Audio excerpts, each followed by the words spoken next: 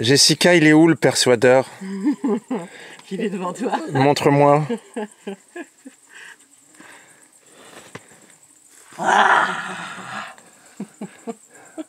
Et c'est quoi la différence entre persuader et convaincre? Eh ben, tu persuades avec les émotions, tu persuades par les sentiments et tu convaincs avec des arguments. Mais là, tu vois, c'est le sentiment, la paille et moi. La paille, c'est le sentiment, la paille, là, ouais, c'est ce que... C'est ce que tu as dit. Non, je n'ai pas dit ça. Voilà. Ça marche aussi avec les mecs. Ah bah là, ça donne envie de se faire convaincre. Persuader. Non, pas persuader du tout. Voilà. Tu veux nous expliquer un petit peu à quoi sert le persuadeur? C'est toi en plus qui a marqué ça. Passez-moi la tranche. Oui. C'est pour retasser le mur pour qu'il soit bien lisse et qu'on applique l'enduit. Mais pourquoi on fait ça? Parce qu'en fait, les bottes, c'est des matériaux qui ne sont pas manufacturés.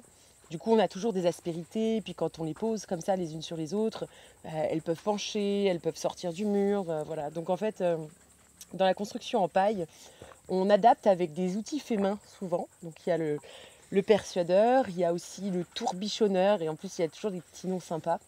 Et en fait, c'est des outils spécifiques qu'on fabrique soi-même. En général, ça ne s'achète pas, en tout cas pas à ma connaissance. Et ça sert un petit peu donc, pour redresser les bottes, pour rentrer les poupées dans les murs quand il y a des trous. Voilà, on a toute une série d'outils qu'on peut fabriquer soi-même. Et voilà, c'est système D en fait, la construction en paille, et ça fait tout son charme. En tout cas, c'est super bien fait. Et tu vois, quand on avait parlé du persuadeur, je ne voyais pas comment faire ça. Et je trouve que ça a été fait avec intelligence.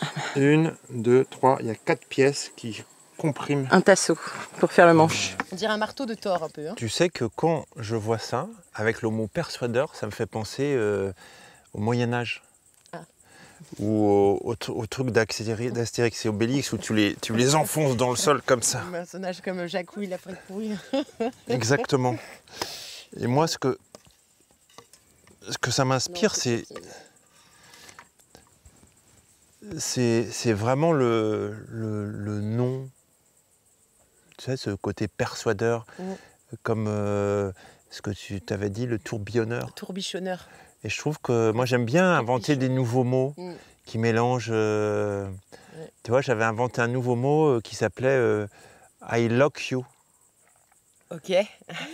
Tu connais quelqu'un de langue anglophone, c'est ni I love you parce que tu connais pas suffisamment, ni I like you parce que c'est un peu plus, donc c'est I lock you. Okay. Ce que ça m'inspire, c'est ça, c'est comment on est créatif dans la construction. Et plus ça va, plus on est créatif parce que l'esprit s'habitue à inventer de nouvelles choses et ça devient un petit peu systématique.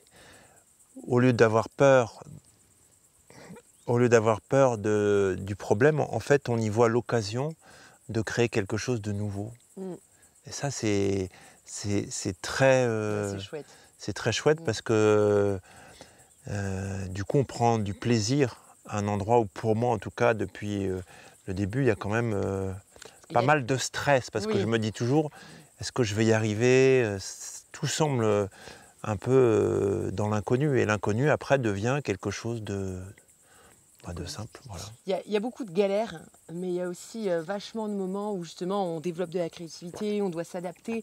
En fait, ça fait ressortir un petit peu, bon, des fois le pire et des fois le meilleur, parce qu'on arrive à avancer sur des choses qu'on ne pensait pas pouvoir avancer, puis on devient force de proposition, ça amène de nouvelles choses, quoi. Donc il y a beaucoup de belles choses positives, malgré les galères qui sont inévitables quand on fait un chantier, quel qu'il soit. Donc je vous souhaite beaucoup de cultiver cette créativité qui ne pourra se développer qu'à travers les problèmes que vous allez rencontrer. Et on a tendance souvent à vouloir faire résoudre nos problèmes par les autres. Et c'est bien de se lancer, d'assumer nos erreurs pour se lancer dans cette créativité. Puis si vous voulez laver votre linge sale, n'oubliez pas votre accessoire. Lavez-le surtout. Lavez le linge sale en famille. Lavez-le en famille. Je vous souhaite bon courage, à très bientôt. Bien d'eau. Bien d'eau. Bien dormir, à très bien dormir. Tu vois, là aussi c'est un mot inventé. À bien d'eau. À bientôt. Voilà. Et rendez-vous sur une prochaine vidéo.